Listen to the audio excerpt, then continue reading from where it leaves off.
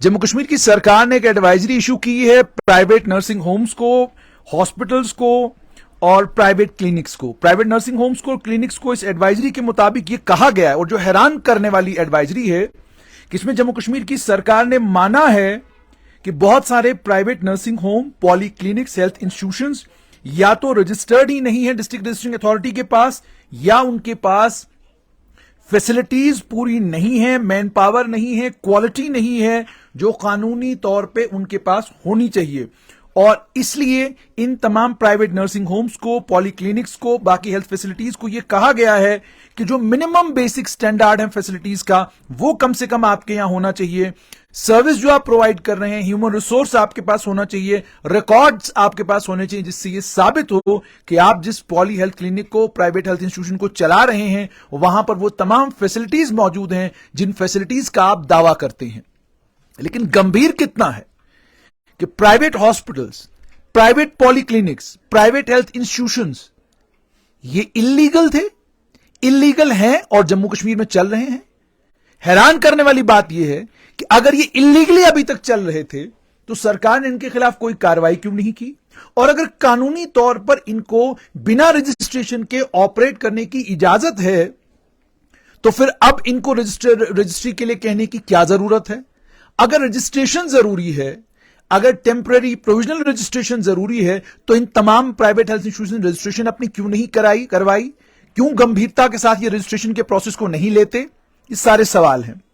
उसके बाद इसी एडवाइजरी में यह भी कहा गया है कि जो सेक्शन 33 है क्लिनिकल एस्टैब्लिशमेंट एक्ट का, उसमें यह ताकत है हुकूमत के पास कि हुकूमत अगर चाहे इंस्पेक्शन करा सकती है, इंक्वायरी करा सकती है किसी भी क्लिनिकल एस्टैब्लिशमेंट की, उसकी बिल्डिंग की, लेबोरेटरी की, इक्विपमेंट की, और जो वहां पर काम हो रहा है क्लिनिकल एस्टैब्लिशमेंट में एक मल्टी मेंबर इंस्पेक्शन टीम बनाई जाएगी और उसे यह कहा जाएगा कि आप इंक्वायरी करें, मालूम करें आप क्या जो फैसिलिटीज एक प्राइवेट हेल्थ इंस्टीट्यूशन में होने चाहिए, क्या वो फैसिलिटीज हैं या नहीं है।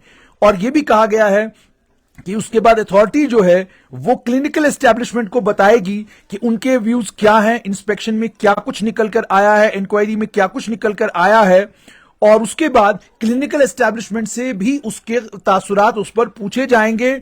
और उसके बाद यह भी कहा जाएगा क्लिनिकल एस्टैब्लिशमेंट को कि क्या कुछ कमियां हैं जिनको पूरा करने की जरूरत है। उसके बाद क्लिनिकल एस्टैब्लिशमेंट अथॉरिटी को रिपोर्ट करेगी कि उन्होंने क्या इसमें कदम उठाया और क्या कदम वो उठाने वाले हैं, और जो इंस्पेक्शन हुई, जो इंक्वायरी हुई, उससे क्या कुछ निकल कर आया, और वो रिपोर्ट जो है कुछ ही वक्त में जो है सबमिट कर दी जाएगी। उसके बाद आगे ये कहा गया कि अगर एक वक्त मुईन के अंदर, एक वक्त के अंदर अंदर क्लिनिकल एस्टैब्लिशमेंट जो है उन तमाम कमियों कमजोरियों को दूर नहीं करती है, इन एक्सप्लेनेशन देने के बाद, रिप्रेजेंटेशन देने के बाद, तो जो डायरेक्शन उसके बाद डिस्ट्रिक्ट रजिस्ट्रिंग अथॉरिटी चाहेगी वो इशू कर सकती है।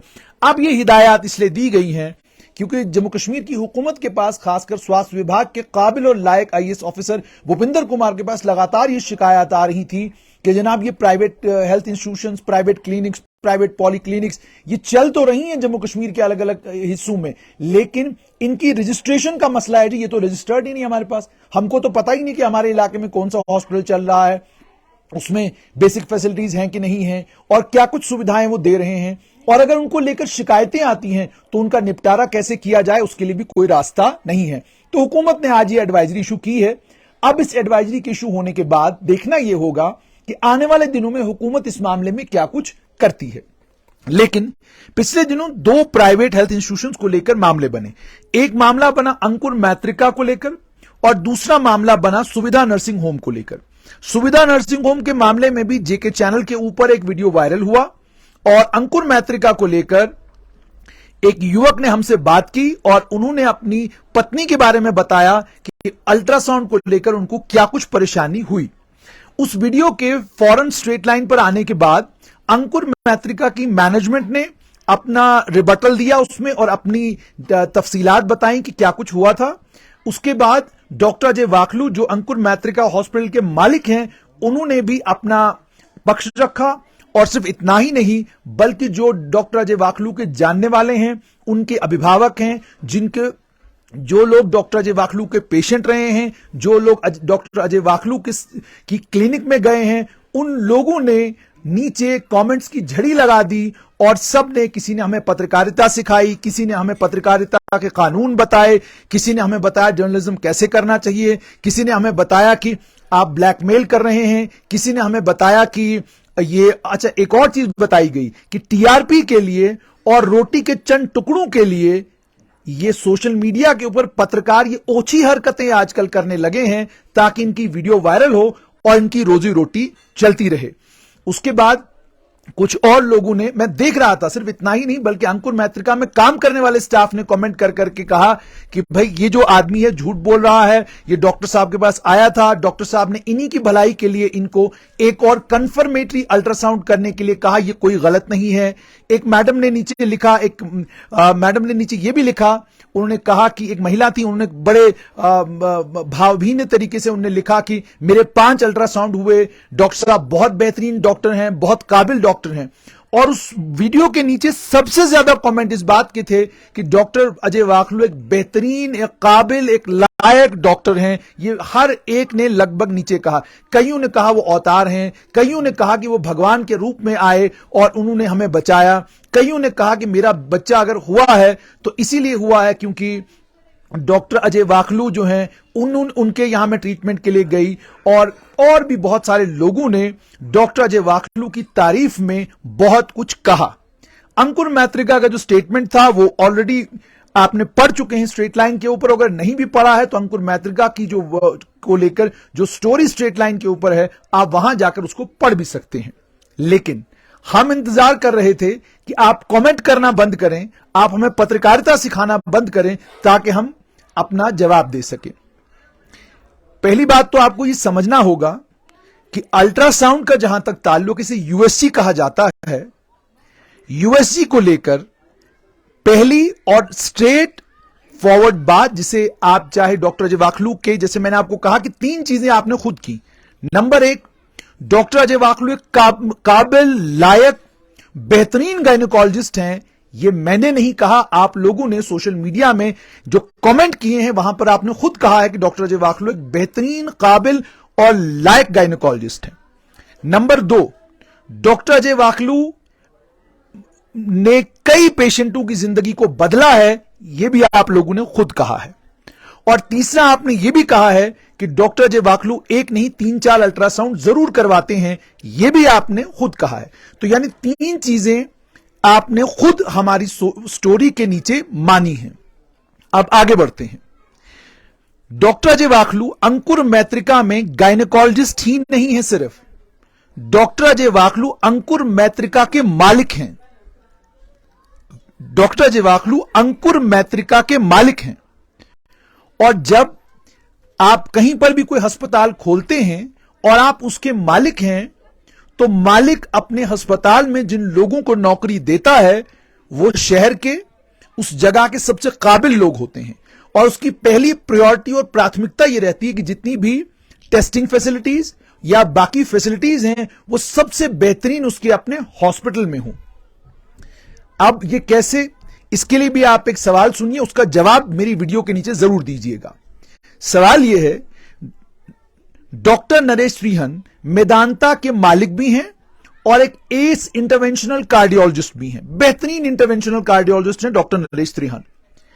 अब डॉक्टर नरेश त्रिहन के पास आप जाते हैं और डॉक्टर नरेश त्रिहन आपसे कहते हैं कि एक इको करवाइए नीचे जाकर। आप इको करवाने के लिए डॉक्टर नरेश त्रिहन के मेदांता हॉस्पिटल में जब जाते हैं, वहां आपको एक इको होता है और आप इको की रिपोर्ट लेकर डॉक्टर नरेश त्रिहन के पास जाते हैं। क्या डॉक्टर नरेश त्रिहन आपको कहेंगे कि यहां तो आपने इको करा लिया, ये रिपोर्ट मैंने देख ली, पर मुझे ये रिपोर्ट पर विश्वास नहीं है इतना, मुझे लग रहा है कि एक कंफर्मेटरी इको आप और करवाइए। मैंने इको इसलिए कहा क्योंकि इको का जो टेस्ट है और अल्ट्रासाउंड जो है, इनमें बहुत सारी सिमिलैरिटीज हैं। टेस्ट तो अलग अलग पार्ट्स के हैं, लेकिन सिमिलैरिटीज इस सेंस में करने का जो तरीका है, इको का और अल्ट्रासाउंड का लगभग एक जैसा तरीका है। अब इको के लिए अगर डॉक्टर नरेश त्रिहन उसी इको की बुनियाद पर आपका आगे प्रोग्नोसिस बनाते हैं, आपको आगे करना क्या है वो तय करते हैं, तो मुझे बताइए, आप अंकुर मैत्रिका में गए हैं, अल्ट्रासाउंड करवाया है, यूएसजी करवाया है, एमडी रेडियो डायग्नोसिस ने आपका एमडी रेडियो डायग्नोसिस ने आपका यूएसजी किया है, उसके बाद क्या एमडी रेडियो डायग्नोसिस की इको की रिपोर्ट एक बेहतरीन, एक काबिल, एक लायक, और जिस गायनेकोलॉजिस्ट ने हजारों सिजेरियन किए हों, हजारों बच्चे जिसके हाथ से पैदा हुए हों, क्या उस गायनेकोलॉजिस्ट को अपने एमडी रेडियो डायग्नोसिस की रिपोर्ट पढ़ना नहीं आई?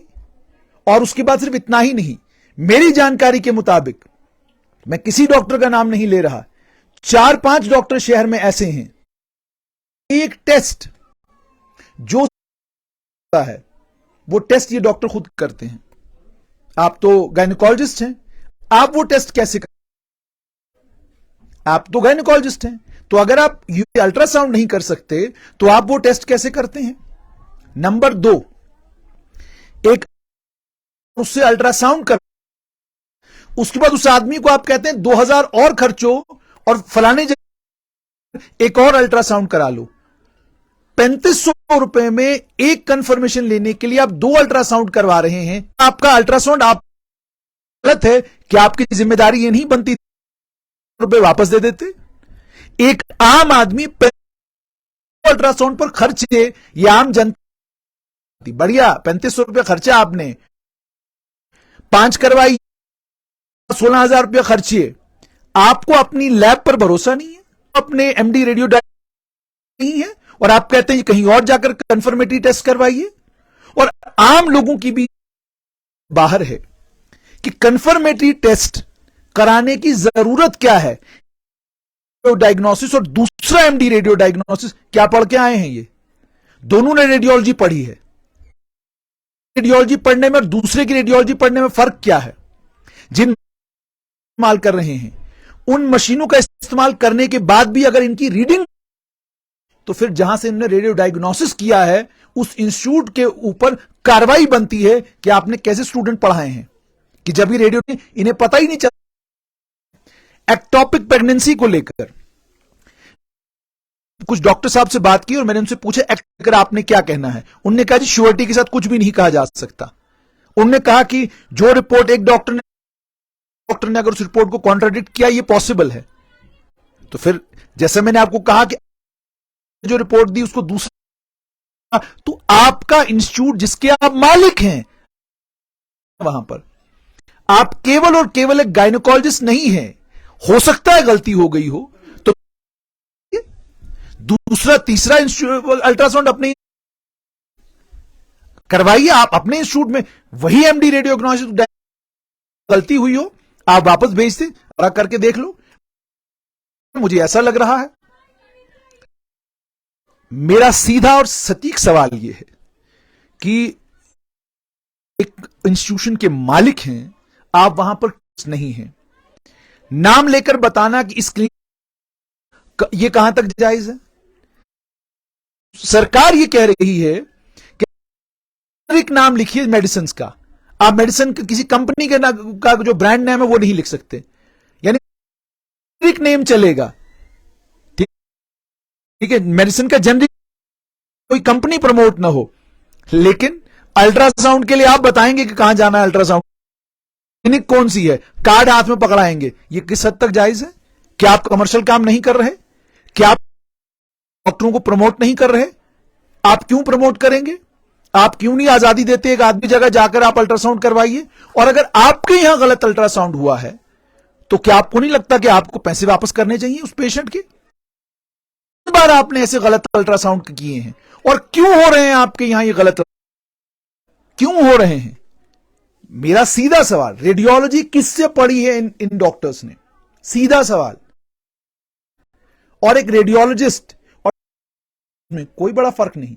आप कार्डियोलॉजी में आइए, 40 साल के एक्सपीरियंस के इंटरवेंशनल कार्डियोलॉजी कर रहा है, और वहीं पर 10 साल के एक्सपीरियंस के साथ एक और डॉक्टर है जो इंटरवेंशन रहा है। एक डॉक्टर पिछले 20 साल से इंटरवेंशन कर रहा है, अब नए जो डॉक्टर कर रहे हैं, और पेशेंट 7 साल वाले के पास जाना चाहते हैं लेकिन 20 साल वाले के पास नहीं जाना चाहते हैं। मतलब कि जो नई जनरेशन वाले डॉक्टर आ रहे हैं वो भी उतने ही काबिल हैं जितनी पुरानी जनरेशन वाले जब आप किसी भी डॉक्टर से, मैंने आपको कहा डॉक्टर अजय वाकलू एक बेहतर है, कोई शक नहीं, मैं भी खुद मानता हूं बहुत बेहतरीन गायनिकोलॉजिस्ट है, बहुत है, उसमें भी कोई शक नहीं, लेकिन उसका कतई भी ये मतलब नहीं कि अगर आपके इंस्टीट्यूट से, आपके हॉस्पिटल से कोई गलती हुई है उसको मानना और मानकर आगे अपने जो आपकी रेडियो डायग्नोसिस की लैब है, जो आपके बाकी टेस्टिंग लैब्स हैं, करना तरीका तो कि आपके यहां क्या कहते हैं, आप बाद उस गलती को छुपाने के लिए आप ये कहें तो बड़ा अच्छा किया उन्होंने कहा कि, और मैं तो हैरान हो गया, एक डॉक्टर साहब का कमेंट पढ़ा मैंने नीचे कि it is a must, confirmatory जरूरी है। डॉक्टर साहब कि कंफर्मेटरी आना जरूरी है, तो जो पेशेंट आपके पास यूरोलॉजी के लिए आते हैं आप देते हैं, उनके कंफर्मेटरी किसी और डॉक्टर से आप क्यों नहीं करवाते? सारे पेशेंट आपके पास आए, सब चीजों के लिए कंफर्मेटरी शुरू कर, आप भी पेशेंट से कहिए चेकअप करा लिया, मुझे ये लगता है के पास जाओ, उनसे भी जरा पता कर लो कि ऐसा है कि नहीं है। ऐसा नहीं होता मेडिकल।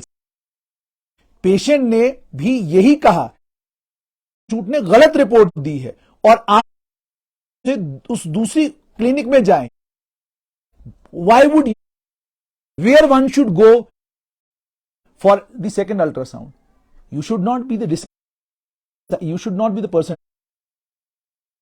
अगर आपको लगता है इंस्टीट्यूट में अल्ट्रासाउंड ठीक नहीं होता और किसी और जगह हो, आपको अपने यहां ले आइए, पेशेंटों का पैसा बचेगा। भाई कहां लोगों के पास इतने में एक अल्ट्रासाउंड की रिपोर्ट लेकर अपना इलाज कराने के लिए, तो प्राइवेट हॉस्पिटल्स को लेकर सरकार ने दिशा निर्देश दिया है और इस दिशा निर्देश के बाद अब देखते हैं